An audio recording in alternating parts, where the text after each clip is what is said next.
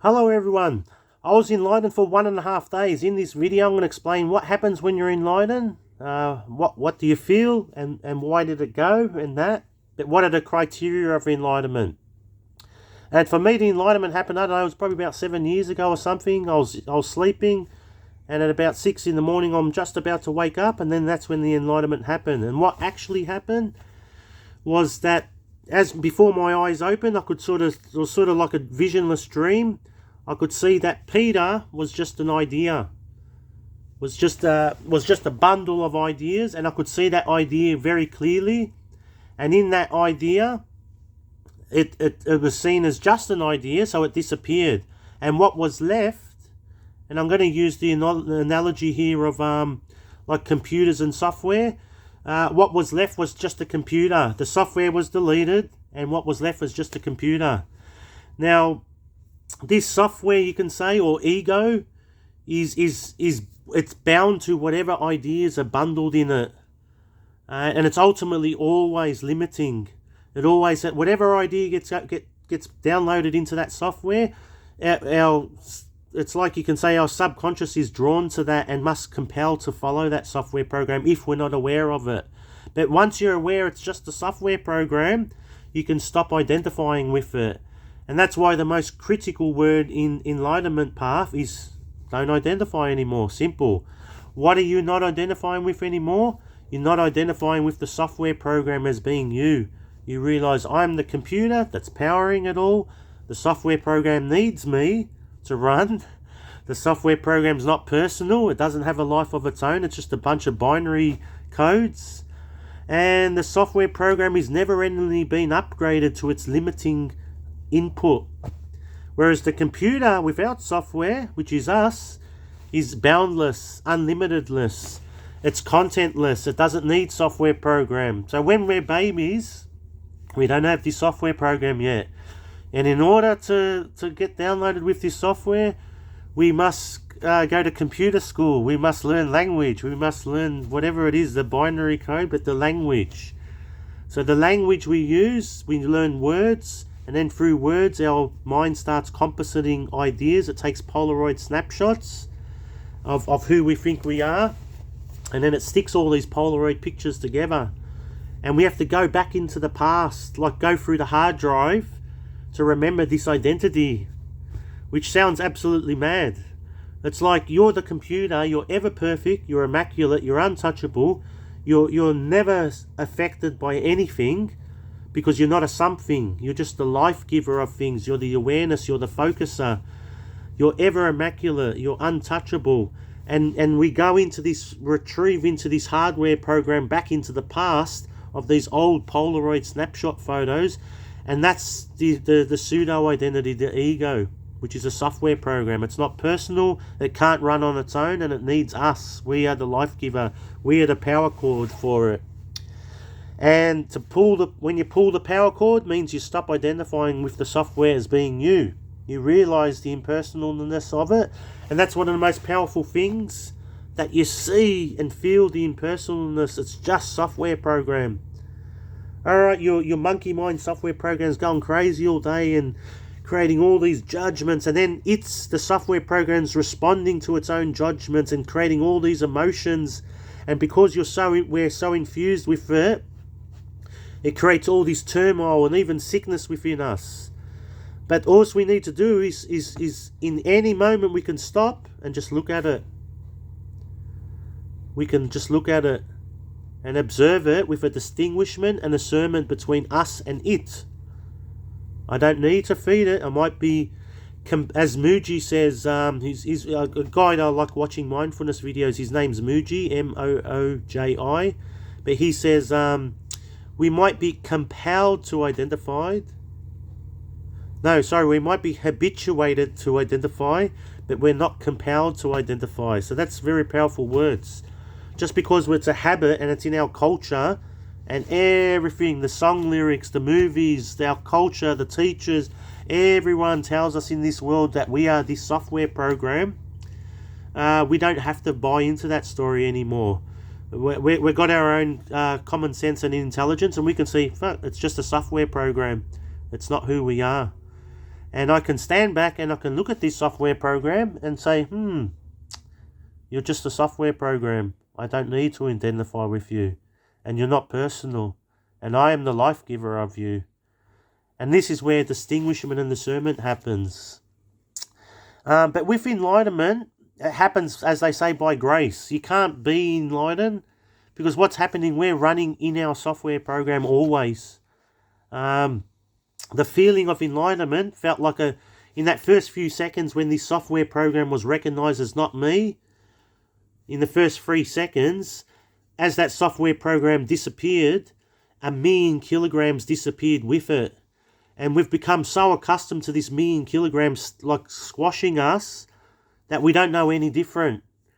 The best we can do is just relax and maybe, not, focus on things that, might be peaceful, or just focus on, relax watching TV or going for a walk. And we quieten that software program, during our times where that software program has subsided. That's the most we can feel relaxed. And maybe if you do, I don't know, some meditation where you quieten that software program even more, you can maybe go into even deeper periods of relaxation. But enlightenment is 1,000,000 times more than all of that. So it's self-evident. So the first thing you should feel if you're enlightened, number one, the 1,000,000 kilograms has come off you like a weight. And the second thing you should feel is you feel like your whole life that this was pushed on you, and all of a sudden you feel like you've gone back to normal, the real normal that you never even knew about. That's the second thing, enlightenment. And the third thing of enlightenment is you're no longer believing in that software program anymore. You know, I'm the bloody computer behind it. Bloody hell. I don't need a software program, and that software program is so limiting and destructive, ultimately. All software programs, because software programs aren't alive. That's why they're destructive. It's like I'm putting my computer on standby, and I'm going to let the software program assume me as my identity for the rest of my life, and that's what we're all doing. And enlightenment is practicing, learning about the software program, see how it operates, how it continually makes judgments throughout the day, and then it becomes disturbed of its own judgments throughout the day, and we assume that we are the judger and we are the reactor to the judgments, which is all software driven. When we don't focus on it, there's none of that going on. And what else did I want to say? So yeah, we're not the software program. Don't identify. And yeah, there's many things throughout our day where many things pass throughout our life where where our software program's not labeling. So the things that make us laugh make your friend next to you cry. That's because he's got software program. He's both went through the same situation. He's crying, you're laughing. You're thinking, why are you crying for? I'm laughing. Why aren't you laughing? Because he's got software program that labeled that situation. And then vice versa. You might be with your friend. You both go through a situation. You're crying because you got identified and lost in your software program, and you assumed your software program as you, and it made a judgment, it made an emotion to its own judgment, and you assumed yourself to be both of them, the label maker and the resistor and reactor to the label. And then he's saying to you, why are you crying? So that's the thing. We're all get our own softwares. They're ultimately all the same anyway, but they just react to different things. Some software programs react to highly developed through our identification and powering those software. We pump the power into that software. I am this software program, bang, full voltage, bang, Whereas in other areas of our life, no software program. And people say, man, you're remarkable. How do you deal with this situation? It's no big deal. I've done it my whole life, And that's because you haven't got that software program in you with that. And this might be in the business world. Some people might be amazingly enlightened in the business world. They cop all these challenges. The staff are always nagging and whinging, and they deal with it amazingly. They make jokes with the staff, calm them down. You know, get them to take breathers and time out, and good at speaking to them and calming them down. And then when they get home, that's madness, you know. But the idea is, yeah, like we can try to get rid of this software program. We don't need it. It's always bloody judging and labeling, and then it reacts to its own commentary. And that's what happened in the Enlightenment. There was no more talker anymore, and there was no more emotions. And what was left was just pure and utter love. That's the only way I can sort of say it. Is just unbelievable, immaculate love. It's like, and it wasn't in La La Land. The way I'm saying these words, you think, oh, Pete, oh man, this sounds like you had a La La Land trip or you're on drugs or something. There was none of that. Never taken drugs in my life, but and there's no strain. It was just complete normalness that happened. Like just all this weight got lifted, and it's like now I can just breathe. And it's like a million times. It's like a million orgasms, and you're living in it constantly. So much so that probably wouldn't have needed to have sex anymore. And probably I reckon if it's happened longer, I reckon maybe wouldn't have needed to eat or drink anymore, because your frequency changes. They say we're running at about 40 hertz because we're in this software program and it's sucking a lot of energy. And then the more you come out of this software program, if you're quite relaxed and quite peaceful, you're about 100 hertz or more, maybe about 300 hertz. I don't know. I think there are machines that actually can measure this. I think my friend has one. And then they say the enlightened person's running at about 1,000 hertz. And in that state, they say it's been medically proven nothing can live, no disease can live. All disease can only live in 40 hertz and under in that vibration. And my friend's machine, I have used his machine many years ago. I probably should look into getting more research with him. But he spent 60,000 on this machine from Czechoslovakia, and it measures all your frequencies in the body, tells you what emotions are currently running predominantly in the software program at the time. And it said to me I got arthritis in this knuckle because I was corking. I was doing silicon corking all day with this finger. I spent a whole day like corking this room with one finger, and my knuckle was sore, and it knew the frequency of that arthritis in the knuckle. It probably registers at, like maybe 6 hertz or something, and it's as it was scanning the knuckle, it said you've got arthritis in that knuckle. But it was amazing. Apparently you could put the frequency in the water, whatever frequency needs healing in your body. Like each organ has a different frequency, and you need to fix that organ. It'll pump that frequency in, say, some distilled water, and you drink that, and that becomes your medicine. So it's apparently only 1% of doctors in Australia have this machine. It's like headphones that sit on your temple, and it does a full scan. It takes about anywhere from half an hour to a few hours to do a full frequency scan.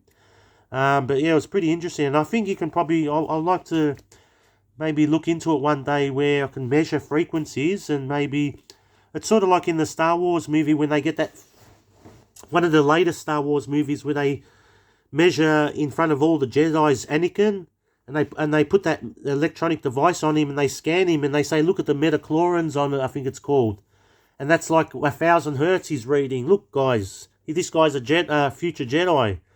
But that movie is like symbolizing that, you can actually apparently measure it, and it comes with frequency. And when you're at 1,000 hertz, we're not in the physical realm anymore, sort of. So that's why some people have been, very rare people, but they're people who have been in the full enlightenment state and they don't come back out of it. And they, examples of this is Prahlad Jani, his name is Pralad, I think it is, Jani, possibly. He passed away a few years ago. He was about 90-something, but he said he was going to live to about 5,000. And they locked him up in a laboratory. You can watch the Discovery Channel videos on YouTube. And they locked him in a laboratory and for 6-7 days, and they didn't give him food or water. And he said he hadn't eaten or drank since he was 15 years old, since the gods fed his palate. And he had this sticky thing on his tongue that apparently feeds him, and they x-rayed his stomach, and his stomach goes through 12-hour cycles of contraction and expansion every day, and and there's other people as well. There's a young kid as well called Buddha Boy. If you type in Buddha Boy fire, you'll be able to find that as well. That he was on the Discovery Channel as well. where he spontaneously combusts into flames after not eating for 6 months in front of a crowd of people in the night time in the forest. And but that's they're only stories. I've never met any of those people in my life. The only person I've met was Eckhart Tolle. Never met him face to face, but when I went to his seminars live in person, but I never spoke to him face to face. One time he looked at me. I was at a 3-day retreat in Coolum Hyatt Resort in Queensland. It was maybe about 10, 12 years ago. It was a 3-day retreat. And one of the days I felt compelled to sit up close. There was 3,000 people in the room, many, many rows of people in a huge auditorium thing. And one of the days I sat close, and I was about the second row from the centre, and I looked into his eyes as he starts speaking, and for the whole 90 minutes he looked into my eyes non-stop.